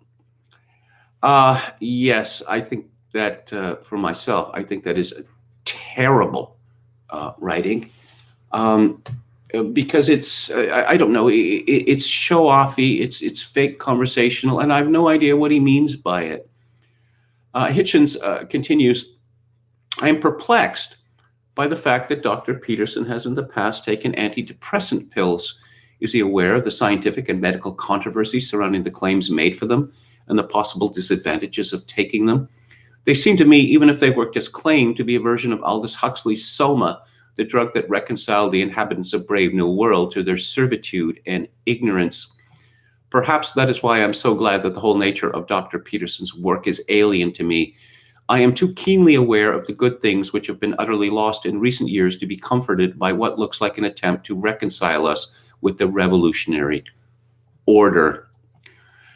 I used to joke that my upbringing among warships and cathedrals with longish spells in chilly prep schools, surrounded by muddy playing fields and ruled by bellowing tyrants, had not done me any harm. In truth, I am sure it did do me some harm, although I was neither beaten nor subjected to indecent assaults as everyone else seems to have been. But by comparison with the world in which Dr. Peterson's poor, sad admirers have grown up, it was a wise education for real life, especially the hymns that still echo in my mind, with their promised nights of doubt and sorrow and their steep and rugged pathways. What bothers me about Peterson called, well, there's several things. I'll name one. Clean your room. Okay. Yes, that's good advice. But what led people to a situation where they stopped cleaning their room or stopped cleaning where they lived, stopped caring about their personal hygiene or presentation? It's long been a serious problem with psychiatry that Adam Curtis in one of his documentaries recounts how, I believe in the 1950s, psychiatrists came to a rather amazing realization that they had simply been treating symptoms. And they had given no thought to what it was that had happened that led these people to act in such ways. Peterson has a very strong attachment to the occult, which is it's poison. It is pure poison. And my advice to all of you, if you're willing to accept my advice, is stay well aware from the occult, any of it, no matter how innocent it might seem. Peterson also has a obsession with his own dreams. Clearly, he keeps a dream journal, and the type of stuff that he's written about the nightmares that he's had is so horrific. I can barely read them. This is the sort of thing that you want to put out of your mind.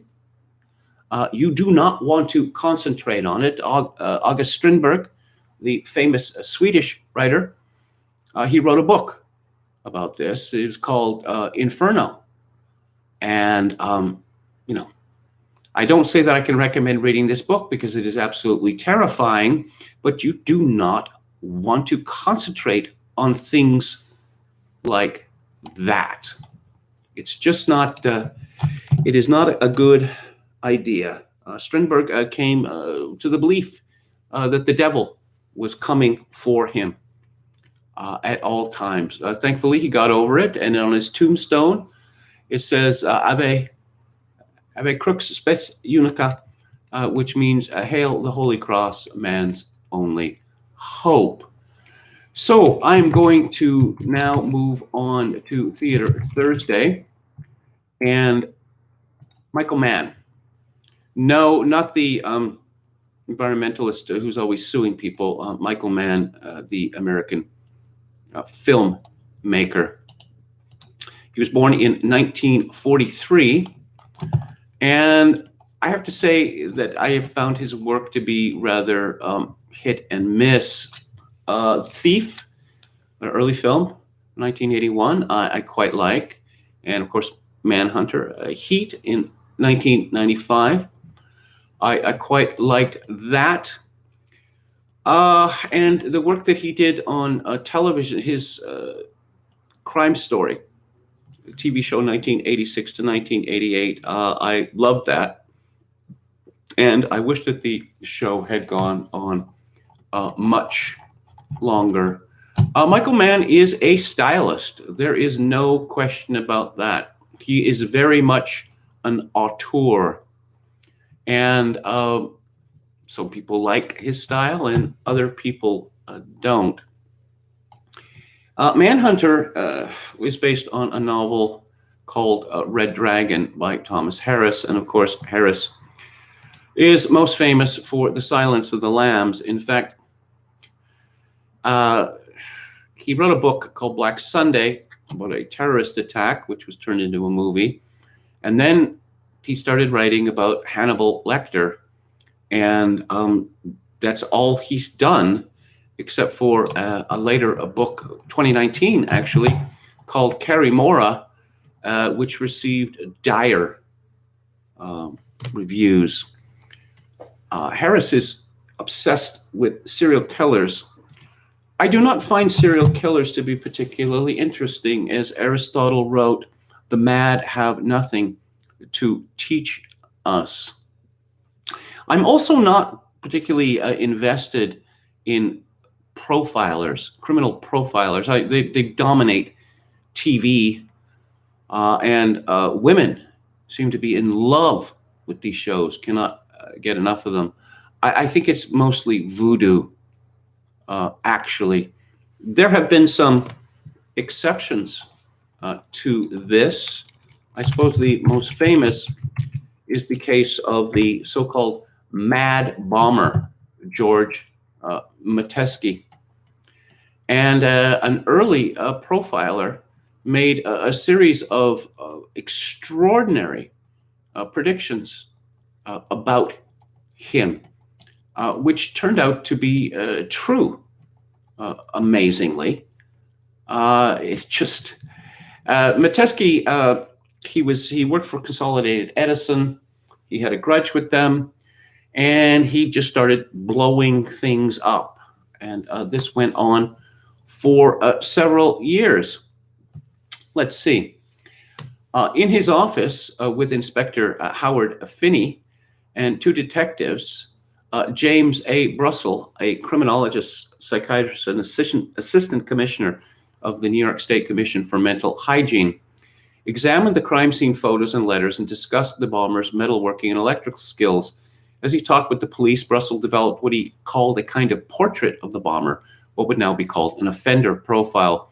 The bomber's belief that he had been wronged by Con Ed and by others acting in concert with Con Ed seemed to dominate his thoughts, leading Brussel to conclude that the bomber was suffering from paranoia, a condition he describes as a chronic disorder of insidious development characterized by persistent, unalterable, systematized, logically constructed delusions. Based on the evidence and his own experience dealing with psychotic criminals, Brussel put forth a number of theories beyond the obvious grudge against Con Ed. Quote, male, as historically most bombers were male, well-proportioned and of average build based on studies of hospitalized mental patients, 40 to 50 years old, as paranoia develops slowly. Precise, neat, and tidy, based on his letters and the workmanship of his bombs. An exemplary employee, on time and well-behaved. A Slav, because bombs were favored in Middle Europe. A Catholic, because most Slavs were Catholic. Courteous, but not friendly. Has a good education, but probably not college. Foreign-born or living in a community of the foreign-born. The formal tone and old-fashioned phrasing of the letters sounded to Brussel as if they had been written or thought out in a foreign language and then translated into English. Based on the rounded letter W's of the handwriting, believed to represent breasts, and the slashing and stuffing of leather seats, Brussel thought something about sex was troubling the bomber, possibly an Oedipus complex, loving his mother and hating his father and other authority figures. A loner, no friends, little interest in women, possibly a virgin, unmarried, perhaps living with an older female relative, probably lives in Connecticut, as Connecticut has high concentrations of Slavs, and many of the bomber's letters were posted in Westchester County, midway between Connecticut and New York City. Brussel additionally predicted to his visitors that when the bomber was caught, he would be wearing a double-breasted suit, buttoned. Although the police policy had been to keep the bomber investigation low-key, Brussel convinced them to heavily publicize the profile, predicting that any wrong assumption made in it would prod the bomber to respond. Under the headline, 16-Year Search for a Madman, the New York Times version of the profile summarized the major predictions. And it turns out that pretty much everything that he said, including what he would be wearing when he was arrested, was true. But for the most part, I think that criminal profiling is fashionable voodoo. So why do I like this movie? I like it because of its boldness, the stylization. There's a very strong contrast in this work between open spaces, the outdoors, particularly the water, which is associated with calm and reason and contentment, to indoor, closed spaces, which are accompanied with thoughts of torment, of pain, of evil, of suffocation, of fear of something bad happening imminently. And we see that the use of white, so much white in this movie, but big difference between, say, the white of a sandy beach and the white of Hannibal Lecter's cell. There is outstanding acting in this movie. William Peterson from Chicago, that whole Chicago theater scene. He was in To Live and Die in LA, which is a movie I love to death. I haven't talked about it yet, but I'm sure I'll get around to it. And that was a year before Manhunter. And I suppose William Peterson could have been the Steve McQueen of his generation, but after Manhunter, he went to TV, CSI, Crime Scene Investigation. and he was involved in that as a lead actor and as a producer for 15 years. So presumably he made a lot of money, and nothing wrong with getting paid. It's just that I would have preferred him to see him in better things than that. I think that he is. I think he's good in Manhunter.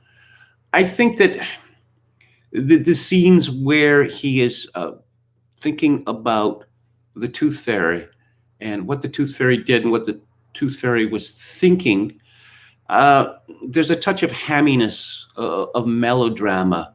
You know, you did it, you son of a bitch. This sort of thing repeated, but that's bad writing as well. Peterson is really invested in these lines. The beautiful Kim Greist, who I discussed just last week in Terry Gilliam's film Brazil. She plays Peterson's wife. So we have this blonde man and his beautiful blonde wife and his blonde son. Nice looking family. Joan Allen, who went on to much bigger things. This is one of her very first roles. There's apparently a lot of mystery about this woman. She plays a blind woman, quite radiant, actually. But there's a rather big surprise about her character. Dennis Farina, who died 7 years ago. He had been a former cop, and he is in so many good movies, playing a hero or a villain. He was in playing the Mafia Don in Midnight Run, which I talked about on Theater Thursday. And he was in Michael Mann's series about Chicago. And Get Shorty. He plays a stupid gangster in Get Shorty, and he is absolutely hilarious. But he was always good. Always good. Tom Noonan plays the Tooth Fairy.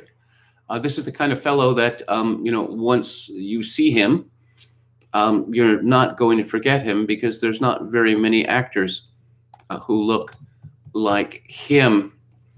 I've seen him in a number of things. I thought that he was quite wryly funny in Synecdoche, New York, and 12 Monkeys, which is the other Terry Gilliam film that I like. Apparently he's an acting coach, a very well-respected acting coach.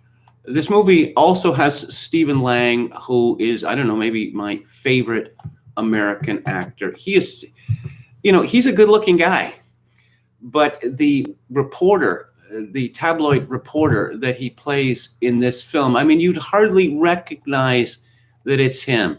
He's wearing some terrible curly wig, and just the clothes that he wears, the cheap, flashy clothes, the way that he speaks, the way that he carries his body in the scenes, it's just absolutely outstanding. Absolutely outstanding. And of course, he is in Avatar. So I guess he got paid. Again, nothing wrong with getting paid. Stephen Lang and Sigourney Weaver, two of my favorites. Well, they got a lot of money, and I'm pleased to see that. Stephen Lang was absolutely outstanding in Tombstone as Ike Clanton.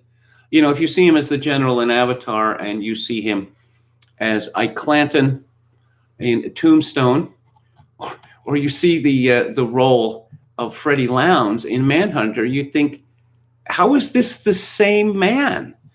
But of course, that sort of acting it's not common in the United States. It's common in Britain and Ireland and Australia. but not so much in the U.S. And Stephen Lang, I just loved his performance of Babe Ruth. And he was in Gettysburg and Gods and Generals. Uh, he plays a tabloid reporter who is, I suppose you could say, a scumbag. But he gets the goods. He is really good at his job. I mean, I know it sounds crazy, but far back in the past, in 1986, it was expected that reporters would actually, find things out that people didn't know about. They would, report the news. They call it the news because, you didn't know about it yet. So, let's see. Serial killer, the Tooth Fairy. And the novel was called Red Dragon. The movie was going to be called Red Dragon, which is a compelling title. But again, there was the thought that people were going to think this was some sort of ninja movie or something to do with the Orient. So it was changed to this rather generic title, Manhunter. The Tooth Fairy is obsessed with William Blake, and in particular, painting the Great Red Dragon and the woman clothed in sun. And you see the similar thing in Silence of the Lamb. This belief that serial killers believe themselves they're going through some sort of metamorphosis. And there's nothing to be made of this. Again, Aristotle, the mad have nothing to teach us. Brian Cox is also in this film, and he has enjoyed something of a renaissance. He is on Succession, playing the head of the clan that is at war with itself. But he's tremendous. He is absolutely tremendous. He is clearly one of the greatest actors in the world. And again, capable of so many different kinds of roles. The Logan Roy on Succession is a ruthless, profane bastard. In Rushmore, he played the headmaster of the school who simply cannot handle the precocious Max Fisher. He's done comedy as well in Super Troopers. And I particularly liked him in Spike Jonze's adaptation, where he plays a real person. He plays the screenwriting guru, Robert McKee. Got to get Robert McKee's book if you want to write a movie. Robert McKee, to the best of my knowledge, has never had a screenplay produced, but he is the guru of screenwriting. And in this movie, Brian Laux plays the infamous Hannibal Lecter. His name is spelled differently in this one for some reason. Of course, we associate Hannibal Lecter with a different actor, Anthony Hopkins. And I must confess that I like Brian Cox's version better. It is far less hammy. When I saw Silence of the Lambs in the theaters, I was quite sickened by the movie, particularly the ending, where Hannibal Lecter has escaped. He's at a tropical island, and his the former head doctor, psychiatric prison, where he was, it was coming off a plane. He says an old friend is coming to dinner. Oh, Hannibal Lecter is going to kill him. Maybe he tortures him first, and then he's carve him up and eat him, perhaps while he's still alive. Yay! I just thought that was sickening, and the fact that the audience found this hilarious, it left me with dark thoughts about the state of society. But the Hannibal Lecter in Manhunter, he seems to be most concerned with letting everyone know how smart he is. And at one point, Will Graham, who is the profiler, he says to him, "Oh no, I'm not as smart as you. I know that." Because Hannibal Lecter is always playing these mind games with him. And how did you catch me then? He says. He says, "Well, I had certain advantages." Advantages? What advantages? You're insane. I thought that dialogue was quite good. But this is a cliche. The cop and the criminal, two sides of the same coin. And so William Peterson's part, he has to put himself in Hannibal Lecter's mind in order to catch him. And these, the deranged fantasies of serial killers are not the sort of thing that you want to do. They're not conducive to healthy thinking, healthy living. But this is Will Graham's job, and he has, at the beginning of the film, he has retired or is on leave from the FBI. He lives in a suspiciously expensive location for an FBI agent.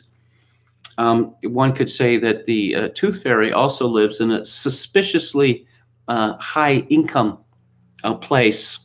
He works in a photography lab, something like that. I don't know, perhaps both of them came from money or inherited money or something. But this is what you see in a lot of movies of, stylists. That Jean-Pierre Melville is very much like this. As I pointed out in my review of one of his films, French gangsters didn't drive large late model American cars. They didn't live in ateliers in Montmartre, with Sacré-Cœur outside. And this code of honor that Melville was obsessed with, it doesn't exist. It's a creation of, him mostly, and some others like him. But Michael Mann likes his big spaces. He likes rooms that can be filled with sunlight. There is a passage where this hospital, psychiatric hospital, prison, where Hannibal Lecter is being kept. He can't take it anymore. He gets information that he wants, and then he feels that Hannibal Lecter is getting too deep into his head, and he flees. And there is this amazing, rather circular staircase, level to level to level to level, kind of like, cars in a parking garage, only it's a staircase for people. And it's a really astounding shot. Why a psychiatric prison would be built like that is an interesting question. But those aren't the kind of questions that you ask in a movie such as this. We track Will Graham throughout the movie as he does get closer and closer to the killer. Dollarhide is his actual name, but he's been nicknamed the Tooth Fairy because he leaves bite marks on his victims. And there's this suggestion of aberrant sexuality. It's Thomas Harris had this strange tick that in Silence of the Lambs, we find out that Buffalo Bill, he's not a real transsexual. Oh, that apparently he failed the psychiatric test for reassignment surgery. Oh, they don't let crazy people into that. Is that what I'm supposed to believe? And again, in Manhunter, the Tooth Fairy is very upset with the tabloid reporter, Freddie Lowndes, because of the suggestion that he is homosexual. that, being a serial killer, and I mean a serial killer in the most grotesque fashion with viscera, I mean, literally viscera on the walls. That's one thing. But being a homosexual, that's something else. Again, Noonan is really good playing Dollar Hyde. And you see the contrast between how shy and timorous he is, except when he's being a serial killer, when he becomes commanding and terrifying. One gets the impression that, much like the Mad Bomber, that he might have been a virgin in this movie, because after sex that he has with a woman, he seems to be absolutely overwhelmed by it, that he had no idea that it could be that intense, which is not the sort of reaction an experienced man would have. So we see that there is a ticking clock that he has, the Tooth Fairy has chosen his next victim.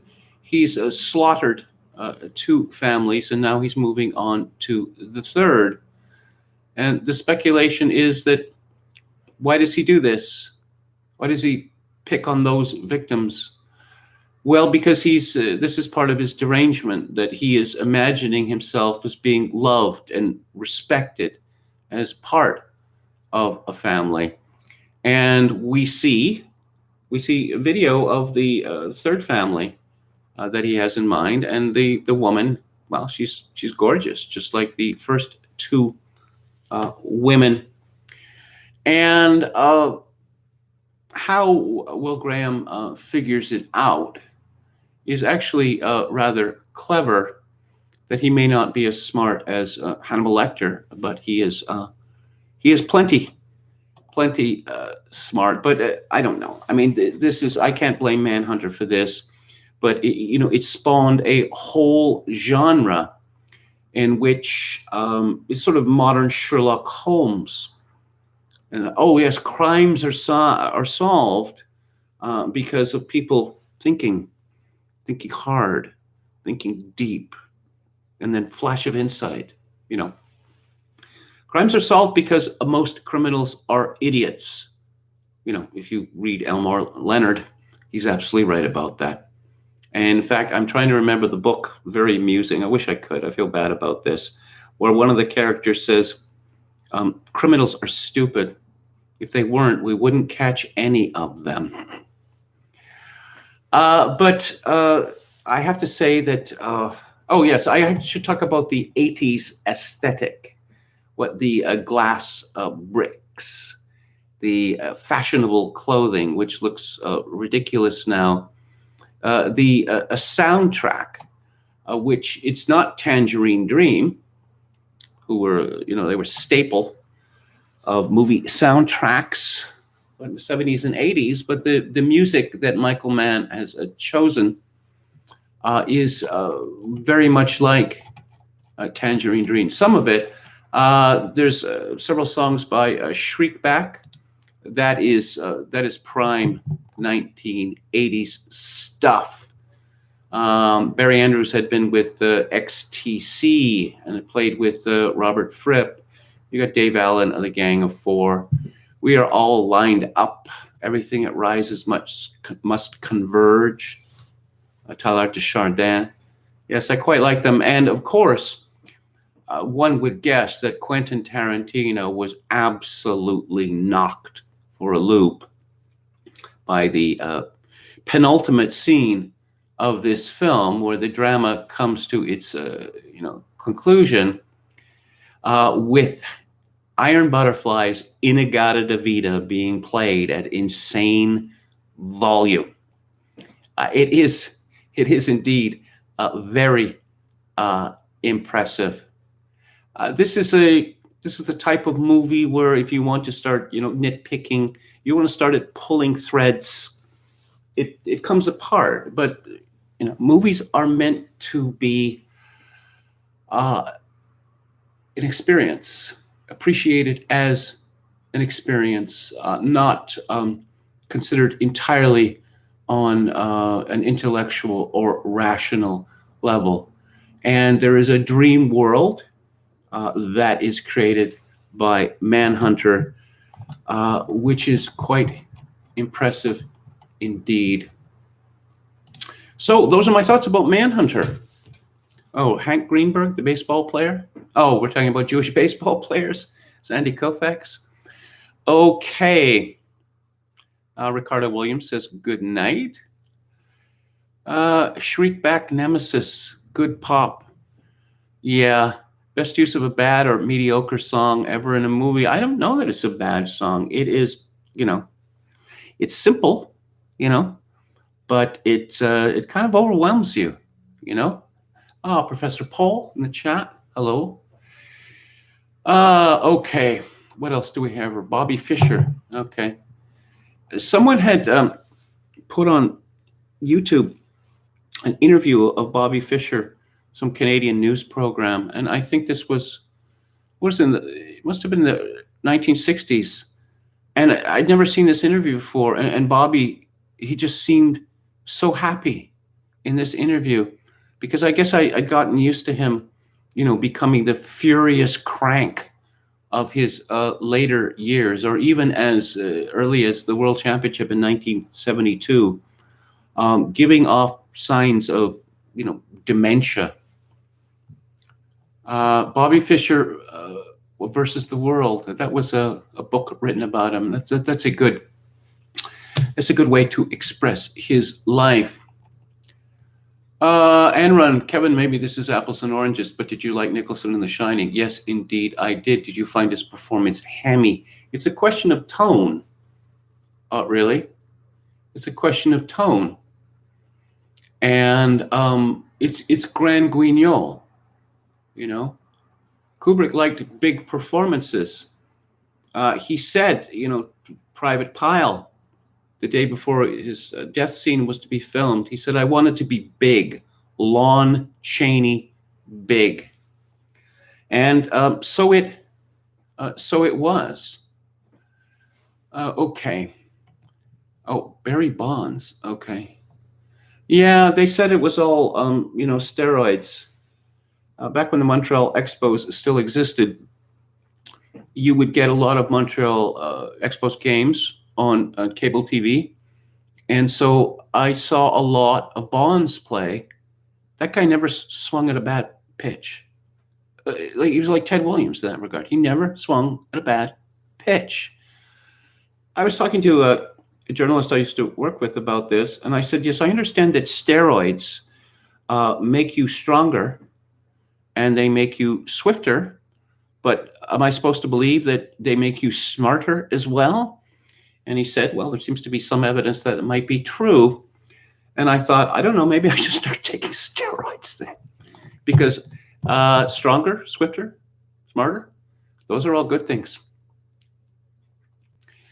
Some kind of divine retribution seems imminent. This is Ricardo Williams to Laramie Hirsch. Okay. Okay. Imagine watching the KMG show on Blow. Yikes. No. What did you think of Top Gun? I thought that it was corny, but the flight stuff was good, and it had that Righteous Brothers song in it. And Tom Cruise was at the time very likable. What's this? Stripes is like this too.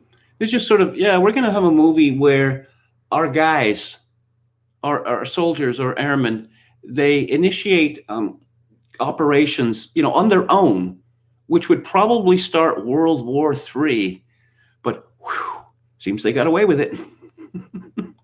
Like in Stripes, what an American armored personnel carrier invades Czechoslovakia, and there's a big shootout. No, they just, get across the border, and apparently that's the end of it. And the media decides to mock the Russians and the Czechs. Ha ha, you losers. Yeah, that would have gone over really well. Halper says Kubrick was urging Nicholson to emulate Cagney. Kubrick loved Cagney. He was talking to Steven Spielberg, and he asked him for a list of his favorite actors, and the sort of people you'd normally get, right? And Kubrick said, "Why isn't James Cagney on your list?" And Run, Fisher was still playing chess, and chess doesn't drive people crazy. It keeps crazy people sane. Well, that wasn't Nabokov's view in the Sicilian defense. And I don't know, Elekin, he seemed to be off the deep end. And of course, Paul Morphy, and was it Steinitz, and many of these others. Let's see. Okay. To be clear, says Anran, The Silence of the Lambs is not a good movie. I would say that a movie that simply leads you to cheer for evil is not a good movie. There is nothing about Anthony Hopkins' character, his Hannibal Lecter, which is worthwhile, which is useful to society. Nothing whatsoever. He is entirely malevolent, and that's all we see of him, which is kind of a strange choice, actually. Palpcazo 88 says it's amazing how many crap movies won Best Picture Oscar. Yeah, because, there's this term Oscar bait, and Silence of the Lambs was definitely Oscar bait. I sure like that actor who played Buffalo Bill, though. He was great in that, and I'm just going to look this up before I sign off. I want to find out this actor's name. Ted Levine.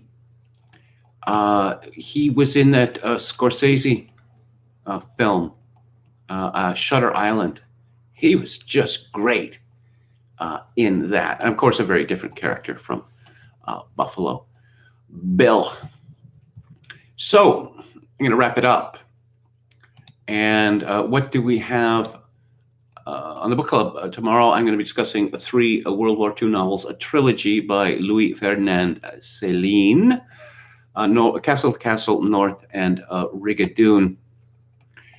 And on Theater Thursday next week, I'm going to have 3. This is the first of 3 movies associated with Christmas and the New Year. It's a John Ford film starring John Wayne from 1948, and it is called Three Godfathers. On December 24th, a film about Christmas and World War I from 2005 by Christian Carillon called Joyeux Noël. On December 31st, Eric Rohmer's 1969 art house hit Manuiche Mode, My Night at Maud's.